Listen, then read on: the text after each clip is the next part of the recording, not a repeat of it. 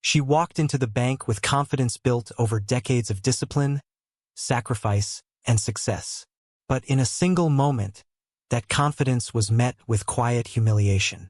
An ID was dismissed, respect was denied, and assumptions were made without a second thought. What seemed like a small act, almost invisible to everyone else, set off a chain of consequences no one inside that building could have imagined. Within minutes, power shifted, silence turned dangerous, and billions were suddenly at risk. The question is not what was lost that day, but who truly underestimated whom. From the outside, her life looked carefully ordered and unshakable. Years of education, relentless discipline, and quiet resilience had carried her to the highest levels of corporate leadership. She was known for her precision, her strategic mind, and the calm authority she brought into rooms where billion-dollar decisions were made. Success had not come easily, but it had come honestly, earned step by step in a world that rarely made room for people who looked like her. That morning began like any other. A full schedule, tight timelines, and the weight of a historic financial decision resting squarely on her shoulders. A merger valued at billions was approaching its final phase, and every detail mattered. One small task remained before the day could move forward. Routine, administrative, and seemingly insignificant compared to the scale of what was unfolding behind the scenes. The bank branch she entered was quiet and ordinary, the kind of place designed to feel neutral and forgettable. To her, it was just another stop between responsibilities. She carried herself with the confidence of someone accustomed to scrutiny, yet practiced in staying composed under it. Still, beneath that composure was an unspoken awareness she had learned long ago. Success did not make her immune to being questioned. Nothing in that moment suggested conflict. No warning signs, no raised voices, no visible tension. Just a routine interaction, brief and procedural. But assumptions were already forming, shaped not by facts or credentials, but by something far more deeply ingrained. What unfolded next would expose how quickly respect could vanish, and how a single moment of bias could collide with power, timing, and consequences far beyond that quiet bank lobby. What followed inside that bank unfolded quietly, but every second carried weight. The teller examined her identification longer than necessary, turning it over as if searching for something that wasn't there. The pause stretched. Other customers shifted. The air changed. It was no longer routine, it was scrutiny. Credentials that had opened boardrooms and secured trust across global markets were suddenly treated as questionable, almost suspicious.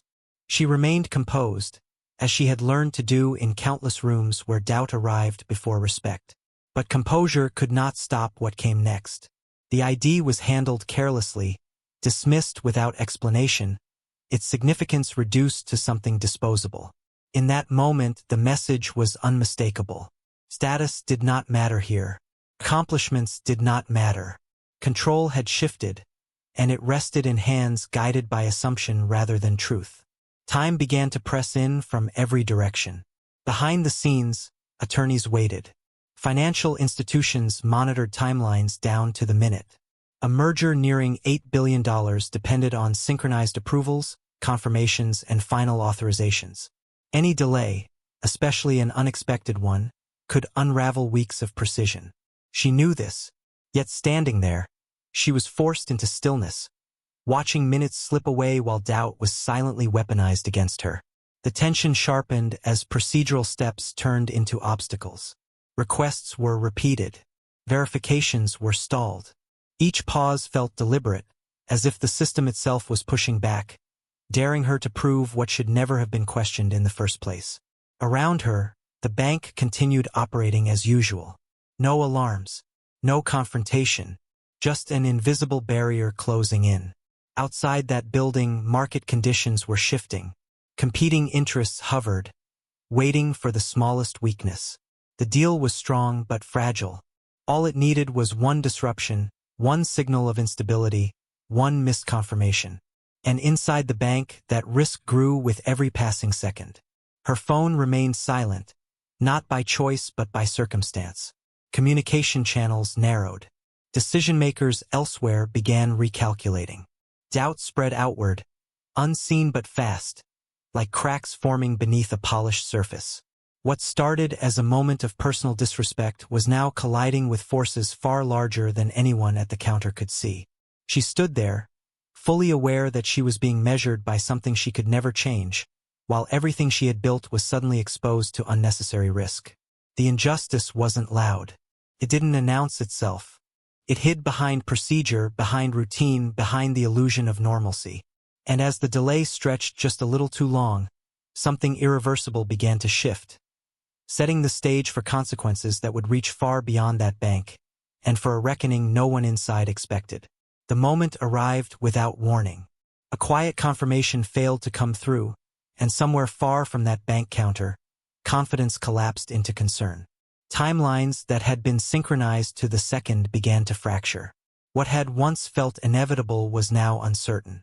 The delay, small on paper, devastating in reality, triggered a chain reaction no one could stop.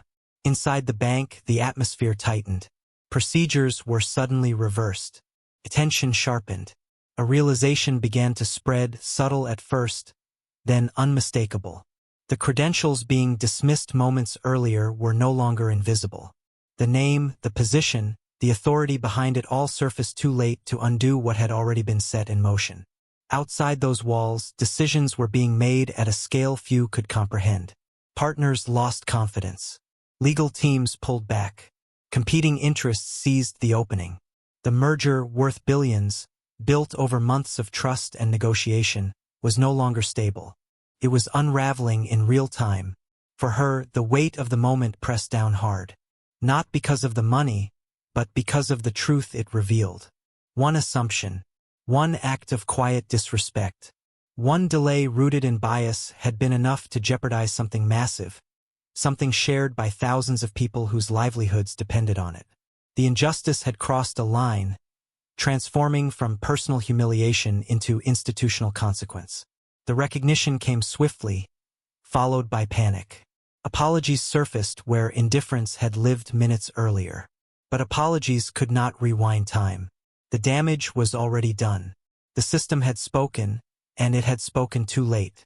She stood there, steady but shaken, witnessing the collapse of something that should never have been vulnerable to prejudice in the first place. In that moment, the truth was impossible to ignore. This was not an isolated incident. It was a reflection of a deeper failure, one that carried a price far greater than anyone anticipated.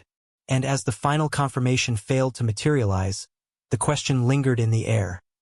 How many times had moments like this gone unnoticed, until the cost became impossible to ignore? When the dust finally settled, the bank returned to its routine, and the world outside moved on as if nothing extraordinary had happened. But for her, the moment left a mark that numbers could not measure. The merger was gone. Redirected, delayed, dismantled by a sequence of events that never should have begun at a service counter. The financial loss was massive, but it was not the deepest wound. What lingered was the clarity of how fragile respect could be, even at the highest levels of achievement. In the days that followed, explanations surfaced. Reviews were conducted. Statements were carefully worded. Policies were cited. Yet none of it changed the truth she already knew. This was not about one employee or one decision. It was about a pattern so normalized that it hid in plain sight, emerging only when timing, power, and prejudice collided. She continued forward, as she always had. Her career did not end there. Her influence did not disappear. But the incident reshaped the way she saw the world she had mastered. It confirmed what so many experienced long before reaching positions of power, that success does not grant immunity from bias, and excellence does not erase assumption. Beyond her story, the impact stretched wider. It raised questions about how many opportunities never make headlines, how many dreams stall quietly, how many people are forced to carry the cost of being doubted before being believed. Racism does not always announce itself with outrage. Sometimes it whispers through routine, hides behind procedure, and waits for moments when the consequences are hardest to undo.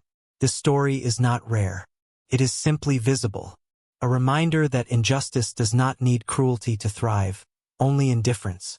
And the real danger is not just what was lost that day, but what continues to be lost every time moments like this are ignored. So the question remains, How many more lives, futures, and possibilities must be disrupted before respect becomes unconditional, and bias finally loses its quiet power? If the story moved you, let it be a reminder that change begins with awareness. Every voice matters, including yours. So if you believe stories like this need to be heard, don't forget to like, share, and subscribe for more eye-opening stories just like this one. Your support helps bring these truths into the light.